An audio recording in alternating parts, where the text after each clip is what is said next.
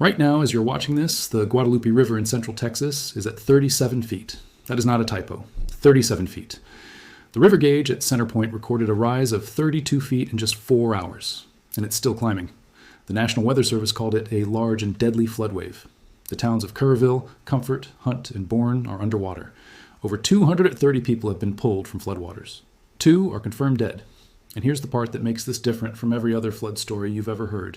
This is the same river, the same towns, the same week, almost to the day, where 135 people died last July, including 25 girls, ages 8 to 10, at a summer camp called Camp Mystic. That camp filed for bankruptcy 3 weeks ago. It will never reopen. And the river it sat beside just did it again. Today we break down exactly what happened last year this week and what changed in between. If you live anywhere near a river, this is your video. Drop a comment if you've ever been through a flood. Subscribe. We cover these stories every week. Let's get into it. To understand what's happening right now, you have to understand what happened on July 4th, 2025. That morning, a mesoscale convective vortex, a rotating cluster of thunderstorms, stalled over the Texas Hill Country. It had absorbed tropical moisture from the remnants of Tropical Storm Barry in the Atlantic and additional moisture from the eastern Pacific.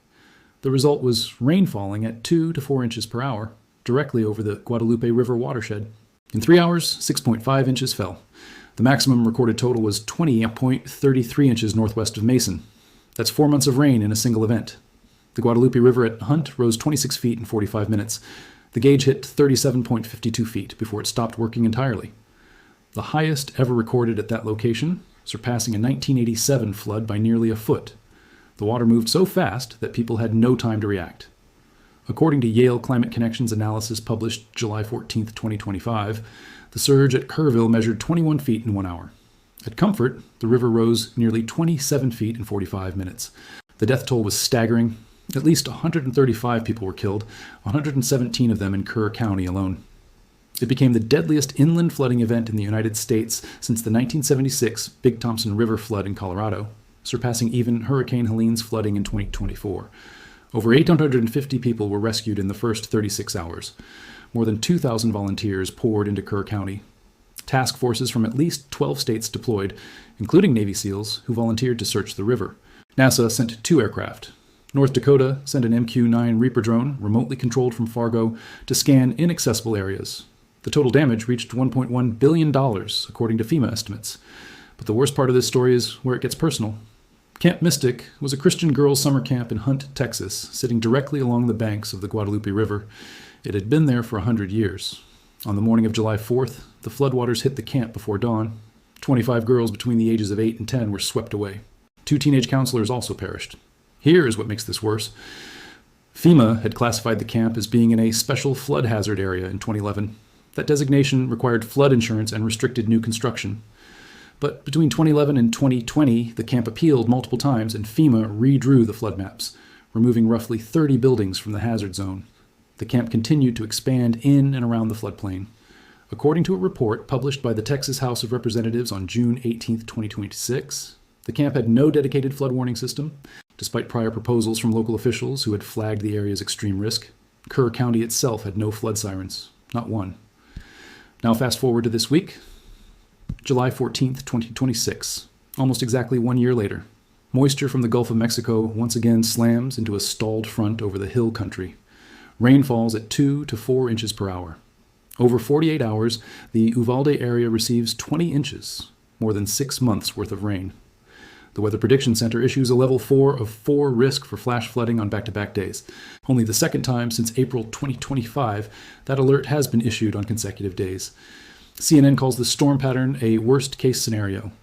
The rain keeps hitting the same saturated ground, and the ground, which is predominantly limestone covered by shallow soil atop steep hills, cannot absorb it. Everything runs off, straight into the rivers. On Thursday morning, July 16th, the Guadalupe River at Hunt rises from 9 feet to 19 feet in a single hour. By 6 a.m., the gauge reads 37 feet, approaching last year's record crest of 37.52 feet. At center point, the rise is 32 feet in 4 hours. At Comfort, the floodwaters swallow the Highway 87 bridge. Engineers are dispatched to assess whether the force of the current has made it structurally unsound. They determine it's still standing for now. In Bourne, 30 miles northwest of San Antonio, Cibolo Creek rises 10 feet in 90 minutes and sets a record above 22 feet. Authorities there respond to 109 calls for service, conduct 36 water rescues, and evacuate 53 people from 2 apartment complexes into shelters. In Uvalde, at least 36 people are pulled from floodwaters. A tornado touches down near San Antonio. The Pedernales River just north of the Guadalupe surges past 31 feet at Fredericksburg. Governor Abbott declares a disaster for 59 counties. He deploys 350 emergency personnel, 85 boats, and 20 aircraft. 2 people die. A 65-year-old man swept from his RV and a 74-year-old swept in a vehicle. About 100 homes are damaged across the region, along with miles of cattle fencing and rural infrastructure, according to ABC World News Tonight. 2 dead. Not 135. Same river, same towns, same intensity, but a radically different outcome. And the reason has a name: Senate Bill 3. After the 2025 disaster, the Texas legislature passed SB 3, backed by $50 million from the state's Economic Stabilization Fund. The law funded the installation of outdoor flood warning sirens and river gauges across Flash Flood Alley, the corridor stretching from Dallas through San Antonio that is the most flood-prone region in the United States. According to the Texas Water Development Board, a private company installed 105 flood warning towers along the Guadalupe River at camps, businesses, and homes throughout the Hill Country. On Kerr County, the county that lost 117 people in 2025 with 0 sirens, now had an operational system. On July 16, 2026, those sirens activated. 3 of the 105 towers were destroyed by the floodwater, swept away as they blared their warnings, but they had already done their job. The nearby town of Comfort reported 0 deaths. According to the KHOU-11, the system was designed to sacrifice itself for lives. And it worked exactly as planned. Governor Abbott confirmed that no camps along the river had sustained damage this time. Warning sirens activated and functioned properly. Residents reported receiving far more flood alerts on their phones than in 2025. One resident told CNN's Ed Lavendera, "Everybody kind of got to higher ground. I think people definitely just learned from last year." But do not mistake fewer deaths for safety. Texas Hill Country is called Flash Flood Alley for a reason. The region's geology is a trap. Steep limestone hills with thin soil that repels water, funneling it into narrow river basins with terrifying speed. The Guadalupe River has flooded catastrophically in 1936, 1952, 1972, 1978, 1987, 1998, 2025, and now 2026. In 1987, 10 teenagers drowned during evacuations from a church camp in Comfort, the same Comfort that flooded this week. According to the Texas Water Resources Institute, the Gulf of Mexico provides an infinite source of moist air, and monsoonal moisture from the Pacific combines with cool northern air masses to create extreme rainfall events that stall over the same terrain again and again.